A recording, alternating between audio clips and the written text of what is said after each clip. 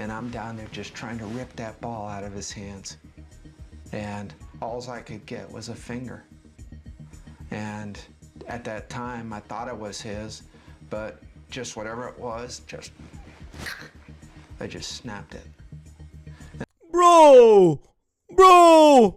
Recently, I stumbled onto Let's Reddit go. and found a thread titled Most Disrespectful and Humiliating Plays in NFL History. And the author of the thread had already listed some examples. Adrian Peterson running over William Gay, this dude getting stiff-armed by Russell Wilson, and Dante Hall with possibly the nastiest juke of all time. These are disrespectful and humiliating, sure, but if you want to talk about acts that are more than just big hits or sick jukes, I'm talking cheap shots, or worse, just complete dark acts of violence. You slowly make your way to story after story involving Bill Romanowski. In his book, Romo, My Life on the Edge, Romanowski writes about a playoff game against the Giants, where he found himself buried with running back Dave Meggett. I'm pissed, and I'm down there just trying to rip that ball out of his hands. And all I could get was a finger. And at that time, I thought it was his, but just whatever it was, I just snapped it. Bro! I think you have to have some kind of mentality to play American football. Bro! These guys go to war. They go to... What do you mean you snapped it? This is the dirtiest player in the NFL history. I don't... Is it him? Let's find out. Oh my God. What do you mean you broke the... I'll stick to my football. Soccer. I'll stick to that. And I could hear a scream at the bottom of the pile. You broke his finger and you thought to yourself, good. He's not going to be so effective anymore. At that time, yes. Man, that's cold. That's awful. They get to play football in the National Football. They're getting paid millions of dollars. Pay me a stick of bubble gum. Cut off my arm right now. I'm in. Go. I'm in. Count me in. I'm going.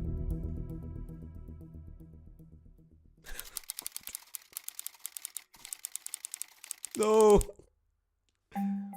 Bill Romanowski was fresh out of Boston College after a storied 4-year career, and the 49ers took him in the 3rd round of the 1988 NFL Draft. This ESPN article titled Cracked Code went into investigating what started turning Romo into the monster he became, and he mentioned this story while going through his rookie season. During a game against Oakland, Ethan Horton pushed Romanowski in the back and the young linebacker didn't retaliate. The next day at a film session, future Hall of Fame safety Ronnie Lott shut off the projector, turned on the lights, and punked Romanowski for allowing himself to get punked. This is a game about respect, Lott said. If you let someone do that again, I'll come after you myself.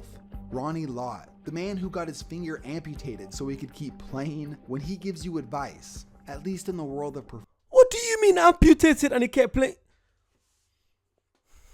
You guys are built different. You are built different. Wait, finger up.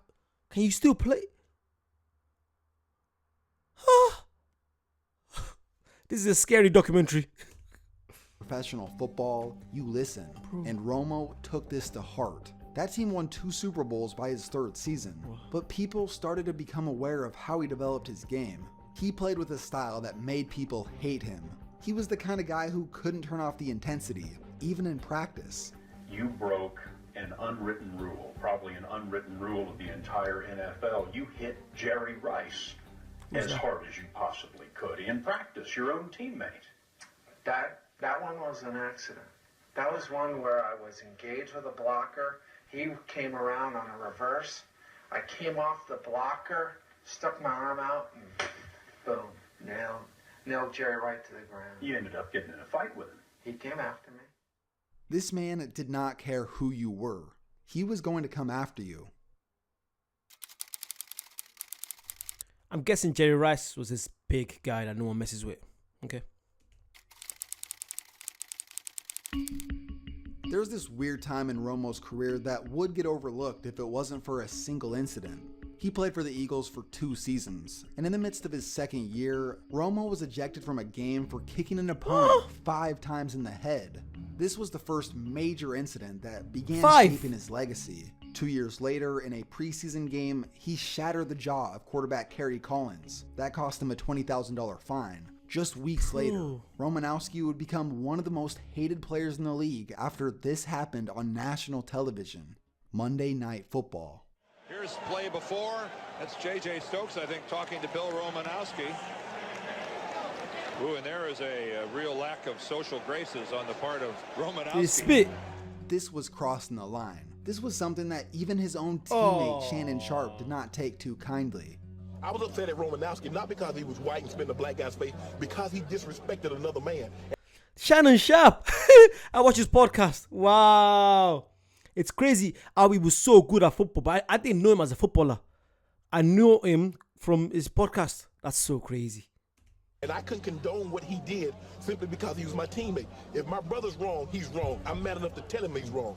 And that's what I did. I was mad enough to tell Bill Romanowski he was wrong. These two got over their differences and were critical pieces in 2 Super Bowl victories. Wow. The show Undisputed has even brought Romo on as a guest a few times. On one of the episodes that Bill was featured on, him and Shannon talked about how they overcame their differences to win a Super Bowl. They came together as a team, and at the end of the day, Romo was a great teammate. As the old quote goes, you love him when he's on your side, but you hate his guts when you gotta go against him. Shannon learned this lesson all too well when Romo moved on to play for Oakland. That's when they had to go head to head. I'm going out for an IV at halftime. 3rd and 2, and it is Sharp who cannot one-hand it. No. Covered by Romanowski. The ball hit the ground. He has the possession. He has the possession with one hand. Now he's down when his knee goes Bro. down. He's down right there with possession. I think this is going to be overturned. The ball is moving around. The fact that they had to play this over and over just made it worse. You can clearly see that he hooked Shannon's arm. Luckily, he didn't break it, but it still dislocated his elbow. From 1995 to 2002, the list of fines and altercations that Romo had been a part of was staggering. So here's another interview from a few years back that's from Colin Cowherd's show. And this is what I found incredibly weird. Romo starts to explain. Let me know. Do you guys agree with this? I think that there's a level where it's just Like you can have a good tackle, it's someone, but like when you trying to break the bones and all that, for me, no, I don't agree with that. Because you can ruin someone's life. I don't mind a good tackle. I said the same when I'm playing football down here, soccer in England. Tackle me, but don't try to actually purposely, break my hand, break my leg. That's evil. Like, to be fair, what they said, when you have these kind of players in your team, you're like, yes. But you're playing against them, because me mentally, if I'm playing against this guy, I'm not coming near you, because you've won the game already mentally. Because I've seen you got like 8 fines in the last 2-3 years. I'm not going to be a statistic. No way. No way. Bro. In this concept. Tell the guys he's something a-hole. And an hour later, you're having a beer. An hour later, you're having a beer, and you kind of move on, And that's the one thing about. I don't mind. You can chat. You can chat. I don't mind. I don't mind words. But when it gets physical, it's different. When I'm playing soccer, we're giving each other after football, shake on each other's hands. But if you break someone's leg, it's gonna be a bit hard for them to shake your hand afterwards. Come on. I'm really liking this because I'm getting into the game. I'm learning about the game, so I felt like it'd be good to check out some history so that it's good to learn about not just the modern game, not just the modern players. It's good to learn about the older players. So if I do come watch a game, I'll be able to understand stuff, little stuff here and there. But you know what I mean? Let's go. The locker room that's really special is to be able to do that. Some guys hang on onto it, some do, but for me, I didn't hang on to it because I was usually the one dishing it out. Exactly. And I would feel badly about it, and then I had no problem apologizing. He at least sounds self-conscious enough to understand what he's done, so he seems to sound normal. But that quickly goes away with the next thing he says. I remember when I threw a microwave oven at Dexter Carter, and then jacked him up against a Coke machine. And, I ripped off his gold chain. And the reason that he threw the microwave? We had an old microwave that literally took like 2 minutes to heat a sandwich. Yeah. But if you put another one in there, it took like 20. And he tried to add his sandwich to mine. How dare he do that? Dexter, what are you doing? You don't do that.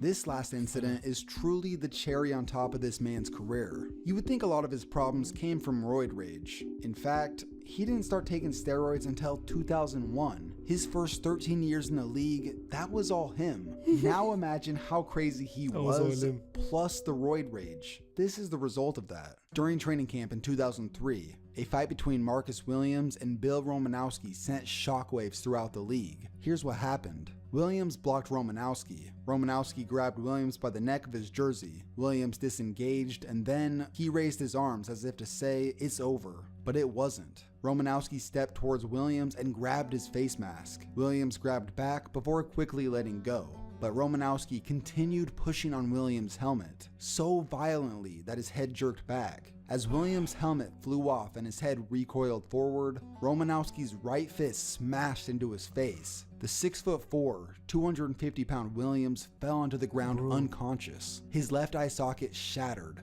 a tooth chipped. He came to within seconds, felt blood on his cheek, and saw Romanowski standing over him, shouting, "Don't ever effing hold me." This was Williams' face after the incident. That punch resulted in a broken eye socket, concussion, double vision, depression, and memory issues. Wow. This also ended his career, and he eventually sued Romanowski for battery, negligence, and intentional infliction of emotional distress. Ultimately, in the end, he won the case. Call him crazy, a psycho. No, that's your teammate. Like, if there's anyone supporting this guy, Romanowski, I don't know. I don't support that. I'm not supporting that. No.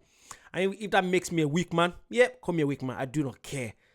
No, that's your teammate. I feel like he must have had something against the geezer, against the Williams geezer. He must have just not liked him for some reason, because you don't just switch like that. I've got teammates that you might have little things here and there, and then when it goes off, it goes off. If you like someone, or if someone is normal to you, you don't just explode like that. A man that can control his emotions, for me, is the best man. If you can see something going on and you can just say, nope, it's not worth it. Because he ruined his career. Depression, oh my God, this guy, what a walk. Oh my God. What a piece of work. Or if you're old school, a hard-nosed football player, whatever you want to call him. At the end of the day, Bill Romanowski is one of the last people you'd ever want to run into when he's pissed off. McNair fakes the draw. Romanowski on the blitz, and he just about killed Holcomb. Holy cow, he just ran right over him. Look at Big Bill. Oh, yeah, that's me. I hit him.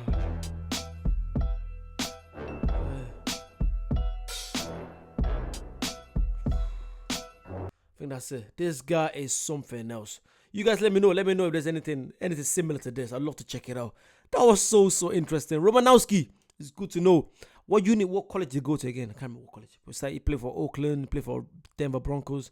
I also get to know that, Shannon Sharp played with him. That's interesting. Yeah, you guys want to see more, you know what to do. If you do like this, subscribe. If you don't, it is what it is.